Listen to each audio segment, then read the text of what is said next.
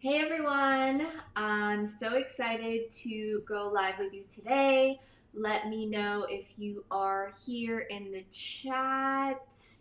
Let me just make sure I can see my comments so you can see who is on with me. So say hi if you're here. If you're watching the replay, put replay in the comments. Welcome to the Spark Show. In this episode, I'll be talking about media kits. So first, I'll be sharing why it's super important to have one, but it's only one of the three things that you need to get brand deals. And second, I'll talk about all the things that should be on your media kit. And third, I'll be talking about the number one thing that successful influencers do that get paid brand deals versus the ones that are only getting discount codes and free product. So if this is the first time you've watched one of my videos, my name is Gwen Lane and I help influencers get paid brand deals. Now, a lot of influencers out there are working for free and not getting paid for their work. Now, this is a problem because everyone deserves to be paid for their work, right? When you go to work, you deserve to get paid. When you go to work, it's right that you get paid. So when we as influencers create content and promote a brand to our audience, that's business, right? That creates brand awareness, that's marketing, that's advertising. So let me see who's here. Let me check the comments. Rowella's here. Rosalind's here. Maria, Sarah, Belle, and Diana. Hey guys, thank you so much for tuning in. So back to what I was talking about. So when we as influencers create content, that is promotion, that is advertising, that is marketing. Businesses have a budget for that. Every business that is making money has a budget for that because that's how they create sales. So for example, brands would pay a network or a TV station or radio channel for an ad to get featured and in front of their audience. It's the same thing. So if you're wondering if brands would pay, they already probably do. Chances are they're investing in some sort of advertising, TV, print, radio. They're also probably investing in social media ads and creating content for social media. They're probably hiring photographers, models, production people to create content for their channel. So influencer marketing is just when you hire someone to create content and endorse their brand to their built-in audience. And it takes work to build an audience and to create content. For anyone who's trying to grow their Instagram, grow their YouTube channel, grow their blog, it takes time and effort to create that content. So that's really the first thing that you need to understand is that that energy and that time and that effort, it costs something, right? Everything costs something, and you just have to understand that brands have to see the value that you're bringing to the table. And so a lot of people don't understand how influencers make money and why brands pay influencers, and they pay because it increases their bottom line. It drives traffic, it creates brand awareness, it makes sales. Just think of your recent purchases. It's probably because you saw an ad and you heard about something, or you saw it on your feed, you saw a video, you were watching a YouTube video and you saw an ad for something and you're like, oh, I'm going to go try out that product. That is worth something to brands. That is value right there. And so when you start working with brands, there's two ways this happens. They'll either reach out to you or you'll reach out to them. So if you want them to reach out to you, you want to use what I call the spark attraction method. This is what I teach inside my course, Seal the Brand Deal. And this is how to get brands to reach out to you and notice you so they'll want to partner with you. And then the other way this happens is if you reach out to brands, and this is what I teach, the spark pitch process in Seal the Brand Deal. And what's important to know is that it's not just the actual pitching that gets you the deal. It's the pre-work and the pre-pitching that happens. So there are two ways to work with brands, attracting and pitching. So let me just look at the comments. There's a lot of people joining. Hey, Claudia. Hey, Gal. Thank you for joining. So let me know if this is starting to make sense. Let me know in the chat if it makes sense now, how brands pay influencers and why brands pay influencers and how influencers make money, and it's all about marketing and advertising and why it's valuable to a brand, because it gets the brand in front of people's built-in audience that they are working to create content for, and to build that trust and that connection with them. Okay, Roella says yes, she knows because she's getting paid brand deals. So there's two ways, just to recap: attracting brands and pitching brands. Those are the only two ways. They either reach out to you or you reach out to them. Now, some people love attracting brands because I think it's easier. I love attracting brands. Most of the sponsors that I've worked with, probably 95%, is through the attraction method. I pitch to brands when there's a specific brand I want to work with, or if it's a brand I've already been using, or if the attraction method hasn't worked yet and I want to work with them sooner, then I pitch to brands. So once you are in communication with a brand, they will either ask for your media kit or you can offer it. So this is why I was going through the backstory of that to tell you where the media kit comes in. So let's talk about what a media kit is. So it is a document. Some people do one page, a one sheet. Some people do multiple pages. There is no right or wrong way to do it. I like the one sheet just because I think it's easy, just kind of like a resume where it's just a one page. You can kind of see everything that your brand is about. It has information on you, your brand, your audience demographics, your numbers, like your followers, your reach, your engagement rate, and any other numbers you want to include, and what other brands you've worked with. These are all the things that should be on your media kit, and it's kind of like a resume for influencers. So let me know in the chat if you have a media kit. Say, put media kit in the brand, or in the chat, put media kit if you have one, or if you don't want to have one, put need media kit. So let me know in the chat where everyone's at. I'd love to know if you already have a media kit or you need to create a media kit. So now most influencers only have a media kit, but what I teach influencers, my students, to have is an influencer portfolio, where the media kit is actually only one part of it. There are 3 total parts that I think has been the thing that separates you from all the other influencers and the influencers that are getting paid deals instead of just free products or discount codes. So the first part is the media kit. The second part is the rate card, and that's like a price sheet with your services and how much you charge. And then the third part is case studies. So this is where you can go deeper and show your work from past partnerships with screenshots and analytics. Most influencers do not have this, and what I've seen in my personal experience and for my students that have gotten paid brand deals and that I've taught this method to, they are more likely to get paid brand deals when they have all 3 of these components. So let me know if you have a rate card. Put rate card or need rate card in the comments, and let me know if you have case studies or don't, and if you have the whole influencer portfolio, or what are the things that you need. So saying there is no best time to make a media kit. I get all these questions all the time. So when is the best time to do this? There's never a best time. Let's just take that in the thing, nip that in the bud, I think is the expression. There's never a best time. There's no best time to move, right? There's no best time to do this. There's never a best time to do anything.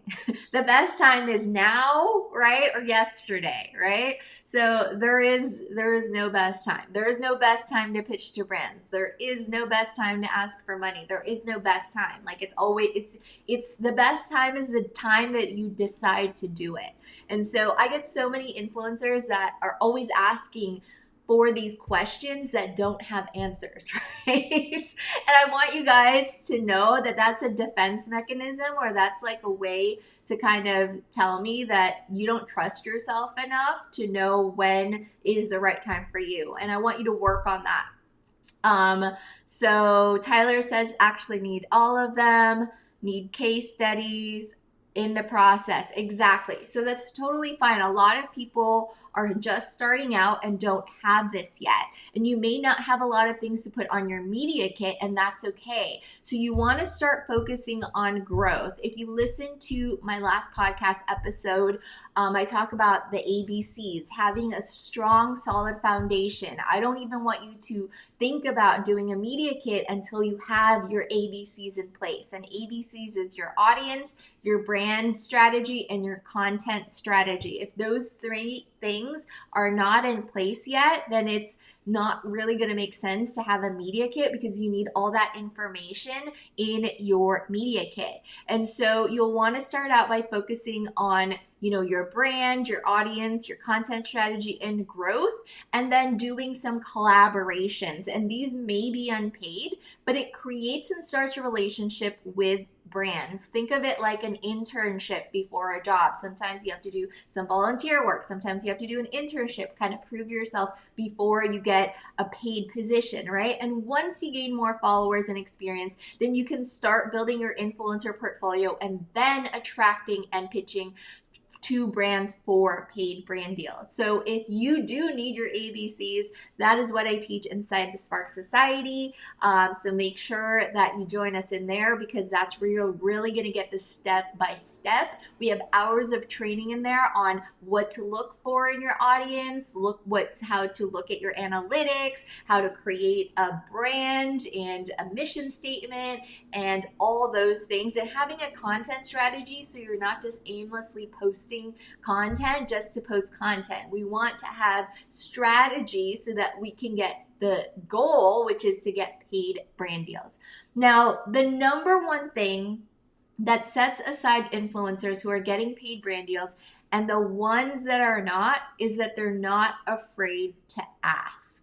So let me know in the chat if this is you, you're kind of afraid to ask for money and to charge your worth. Now, I know that it's scary, and I've gone through it, and everyone's gone through it, but that is kind of the only way that it's going to happen, right? If you keep accepting free stuff, that's all you're going to get. You're just going to get free stuff.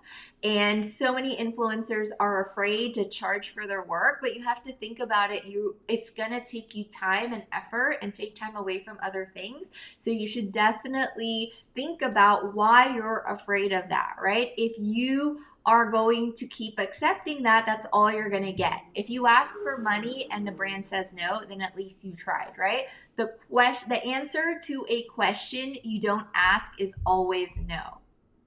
I'm going to say that again. The answer to a question that you don't ask is always no. So you're never going to know until you ask the question, right? And I can't tell you how many times my students have told me that they asked and the brand said yes. And they didn't even negotiate or counter, which sometimes they will. But once you get over the fear, you'll realize that it really is that simple. You're just going to have to ask. It's just like a job. It's just like if you had a client, if you were, for example, cleaning someone's house, you're going to be like, this is how much I charge. And they will either say yes or no. And it's this transaction, right? And so if you have to decide what you're willing to accept, right? It is a learning process, like Rowella says, and the right brand will say yes. Some brands will say no, and that's totally fine. It's just like applying for a job. You may not get every job. The right job will say yes. And some of the jobs might not offer you how much you're willing to accept. So you're going to have to meet in the middle somewhere, but the transaction or the partnership can't even start unless someone asks for something, right? So think of it like negotiating your salary.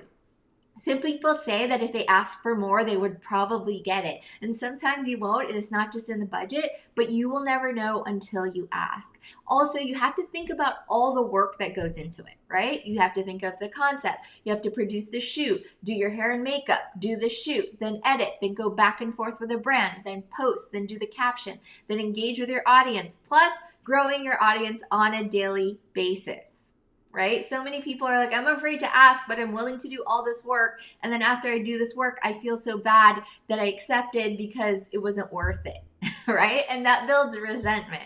And you are probably underpaying yourself if you calculate the number of hours and your hourly wage, let's say at the work that you do, it probably doesn't even out, right? And so you have to decide at that moment what you're willing to accept and what you're not. So really all it comes down to is worthiness and acknowledging your self-worth, right? You have to put your foot down and decide, is this a business for you? And if it is, then you have to find a way to monetize it, because if you're not making money, it's a hobby. And that's totally fine that if you just want it to be a hobby for you, but so many of you want to do this as a business. Let me know in the comments if this is you, if you want to do this as a business, and if you do, then you have to have a monetization strategy in place. You can't just be accepting all this free stuff and discount codes and just doing collabs. There comes a point where you have to transition into monetizing, making money, because that is what a business is, right? Otherwise, it's not a business if you're not making money and you're not seeing anything coming in. Because if you're not making money, it's just a hobby, which is fine too, but you actually have to make up your mind about it. So right now, I want you to make your mind about it. So Amanda says it's a business for her. Sarah says it's a business. Nobody can tell you what it is, right? Only you can do that. And once you decide, and just like any other choice, I feel that the moment you decide that you're going to do what it takes to get it to the point that you want it to get to, that's when things start to happen for you, right? If you're like, I'm afraid, if you're afraid to charge, how can it be a business, right?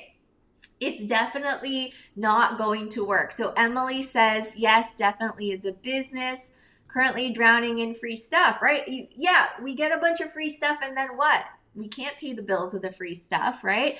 But you make me not afraid to ask. Yeah, so it's just the business transaction. Just like if they want a commercial on a TV channel, they're gonna get an invoice. They're gonna get a bill, right? And you still have to ask. So Chanel says, I don't have a large following, but I still ask. It is a business from day one. I love that, Chanel. I love that mindset and that outlook. You have to first decide and then get clear with yourself. Is this a business or not? And if it is, then you're going to have to ask, because just like all business, you have to ask for the sale, right? You know, when you go to a store, everything's for sale. You don't just walk in there and get stuff for free, right?